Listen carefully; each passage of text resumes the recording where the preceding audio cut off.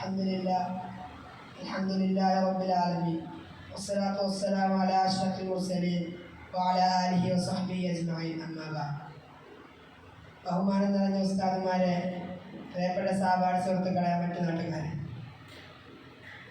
നാം ഇന്നിവിടെ ഒരുമിച്ച് കൂടിയത് അല്ലാഹു സ്വാലിഹായ അമലായി സ്വീകരിക്കുമാറാകട്ടെ. നല്ലത് പറയുവാനും നല്ലത് കേൾക്കുവാനും അത് ജീവിതത്തിലൂടെ പ്രാവർത്തികമാക്കുവാനും നാളെ തമ്പുരാൻ തൗഫീഖ് നൽകുമാറാകട്ടെ. പ്രിയമുള്ളവരെ, നാം എല്ലാവരും ഇപ്പോൾ കാലെടുത്ത് വെച്ചിരിക്കുന്നത് ദുൽഹിജ്ജ മാസത്തിലേക്കാണ്.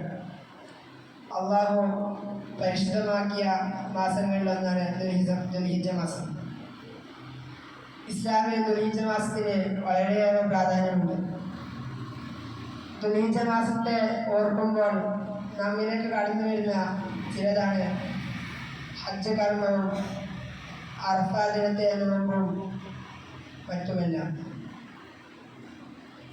ദുൽഹിജ്ജയിലെ ആദ്യത്തെ 10 ദിവസങ്ങൾ വളരെയേറെ ശ്രേഷ്ഠതയുള്ള ദിവസങ്ങളാണ്. ഹദീസിൽ വരുന്നു, അബ്ദുല്ലാഹ് ബിൻ അബ്ബാസ് റളിയല്ലാഹു അൻഹു നിവേദനം, നബി സല്ലല്ലാഹു അലൈഹി വസല്ലം പറഞ്ഞു, ഈ ദിവസങ്ങളെക്കാൾ അള്ളാഹു സൽക്കർമ്മങ്ങൾ ഇഷ്ടപ്പെടുന്ന വേറൊരു ദിവസവുമില്ല. അപ്പോൾ നബിയോട് ചോദിച്ചു, അള്ളാഹുവിന്റെ മാർഗത്തിലുള്ള യുദ്ധത്തെക്കാളും ഈ ദിവസത്തിലെ അമലുകൾ ഇഷ്ടപ്പെടുന്നുണ്ടോ? അപ്പോൾ നബി പറഞ്ഞു, അതെ, അതിന് എല്ലാത്തിനേക്കാളും മഹത്തരമാണവ. എന്നാൽ സ്വന്തം ശരീരവും സമ്പത്തും കൊണ്ട് അള്ളാഹുവിന്റെ മാർഗത്തിൽ യുദ്ധത്തിന് പോയി ഒന്നും തിരിച്ചു കൊണ്ടുവരാനാകാതെ രക്തസാക്ഷിയായൊഴികെ ബാക്കി എല്ലാ അമലുകളും. ഈ ഹദീസിൽ നിന്ന് നാം മനസ്സിലാക്കുന്നത് ദുൽഹിജ്ജയിലെ ആദ്യത്തെ 10 ദിവസങ്ങൾക്ക് വളരെയേറെ പ്രാധാന്യമുണ്ട് എന്നതാണ്. അതുപോലെ തന്നെ അറഫാ ദിനത്തിനും വളരെയേറെ പ്രാധാന്യമുണ്ട്. ഹദീസിൽ വരുന്നു, عن أبي قتادة رضي الله عنه قال سئل رسول الله صلى الله عليه وسلم عن صوم يوم عرفة قال يكفر السنة الماضية والباقية.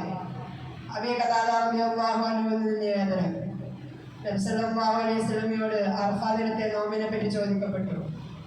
നബി പറഞ്ഞു, വന്നതും വരാനിരിക്കുന്നതുമായ ഓരോ വർഷത്തെ പാപങ്ങളെ അത് പൊറുപ്പിക്കും.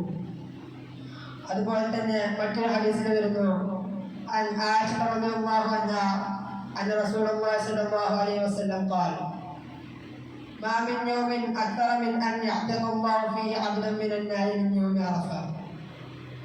ആയിഷ റളിയല്ലാഹു അൻഹ നിവേദനം, നബി സല്ലല്ലാഹു അലൈഹി വസല്ലം പറഞ്ഞു, ഏറ്റവും കൂടുതൽ ആളുകളെ നരകത്തിൽ നിന്ന് മോചിപ്പിക്കുന്നത് അറഫാ ദിനത്തിലാകുന്നു.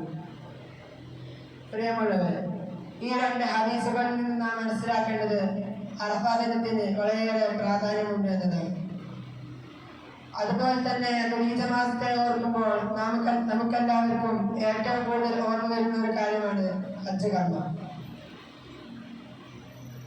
സ്വീകാര്യമായ ഹജ്ജ് കർമ്മത്തിന് സ്വർഗമല്ലാതെ മറ്റൊരു പ്രതിഫലമില്ല എന്ന് ഹദീസിൽ വന്നിരിക്കുന്നു.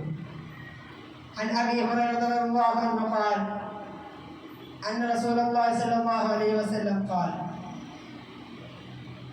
الأمة إلى الأمة كفارة لما بينهما والحج المبرور ليس له جزاء إلا الجنة. അബീ ഹുറൈറ റളിയല്ലാഹു അൻഹു നിവേദനം, നബി സല്ലല്ലാഹു അലൈഹി വസല്ലം പറഞ്ഞു, ഒരു ഉംറ അടുത്ത ഉംറ വരെയുള്ള പാപങ്ങൾക്ക് പരിഹാരമാണ്. സ്വീകാര്യമായ ഹജ്ജ് കർമ്മത്തിന് സ്വർഗമല്ലാതെ മറ്റൊരു പ്രതിഫലമില്ല. പ്രിയമുള്ളവരെ, ഇസ്ലാമിന്റെ 5 സ്തംഭങ്ങളിൽ 5ാമത്തേതാണ് ഹജ്ജ് കർമ്മം. ഇസ്ലാമിൽ ഹജ്ജ് കർമ്മത്തിന് വളരെയേറെ പ്രാധാന്യമുണ്ട്. ഒരു ഹജ്ജ് കർമ്മത്തിലൂടെ സ്വർഗം പ്രതിഫലം കിട്ടുന്ന വലിയ കൂലിയുള്ള ഒരു കർമ്മമാണ് ഹജ്ജ്. അള്ളാഹു നമുക്കെല്ലാവർക്കും ഹജ്ജ് കർമ്മം ചെയ്യാൻ തൗഫീഖ് നൽകുമാറാകട്ടെ. ഇത്രയും പറഞ്ഞുകൊണ്ട് ഞാൻ എൻ്റെ വാക്കുകൾ ഉപസംഹരിക്കുന്നു. അൽഹംദുലില്ലാഹി റബ്ബിൽ ആലമീൻ. അസ്സലാമു അലൈക്കും.